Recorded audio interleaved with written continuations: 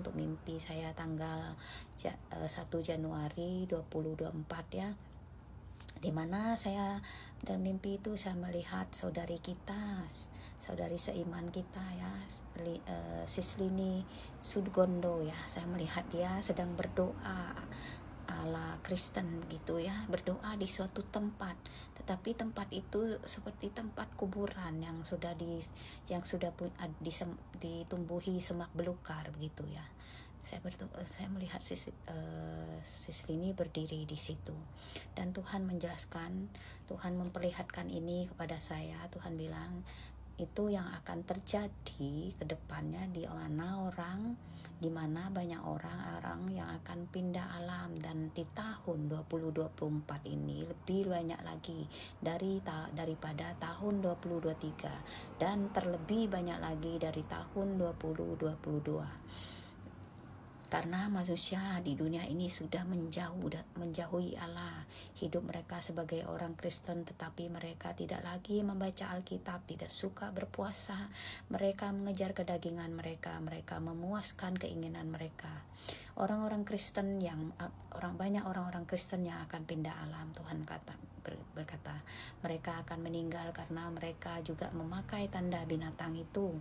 Orang-orang terkenal juga akan banyak yang meninggal yang memakai tanda binatang itu. Jadi Tuhan berkata, anak-anakku, aku yang bersama di tempat tinggi dan kudus, tetapi aku juga bersama orang-orang yang rendah hati. Dan aku melihat orang yang rendah hati, bila mereka mau menyembah aku dengan sungguh-sungguh dan bertobat, maka darah mereka akan dimurnikan. Bila mereka membayar harga dan berpuasa. Nah itu ya, orang-orang Kristen akan banyak yang meninggal karena gempa bumi, banjir bandang, gunung Merapi yang mengeluarkan magma. Bencana-bencana alam akan semakin dahsyat di tahun 2024 ini, Tuhan berkata.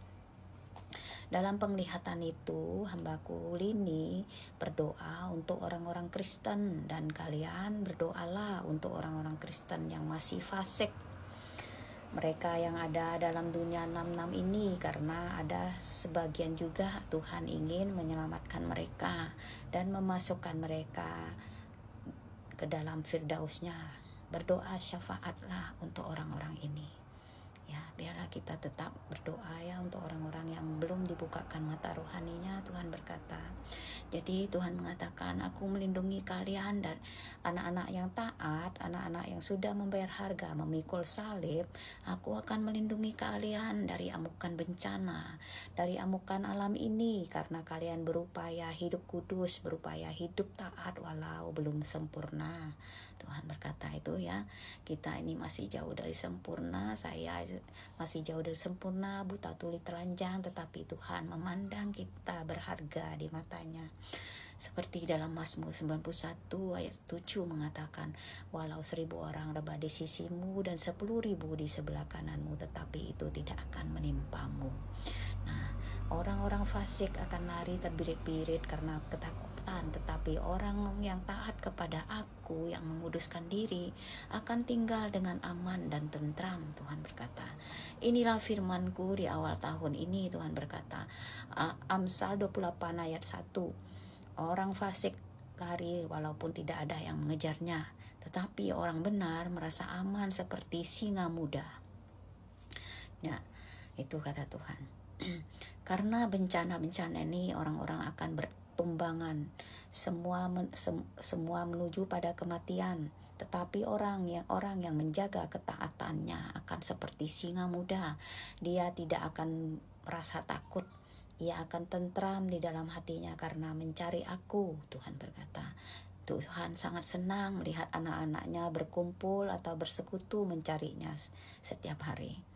Nah, ya Tuhan sangat senang, sangat bersuka cita melihat anak-anaknya yang taat ya, walaupun kita yang masih tertutup daging, tubuh, darah dan daging ini, kita masih jauh dari sempurna, masih banyak kesalahan, tetapi Tuhan berkenan melihat kita yang setiap hari mengambil waktu untuk mencari Dia.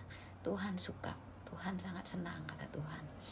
Ini saja kesaksian dan dari saya ya, kesaksian sederhana. Kiranya kita tetap dikuatkan, kita tetap menjaga ketaatan kita, kekudusan hidup kita, dan tidak goyah ya. Waktu yang tinggal sedikit ini kita pergunakan untuk setiap harinya bersekutu dengan Tuhan, mencari Tuhan, menjalankan kehidupan yang benar di dalam bumi ini.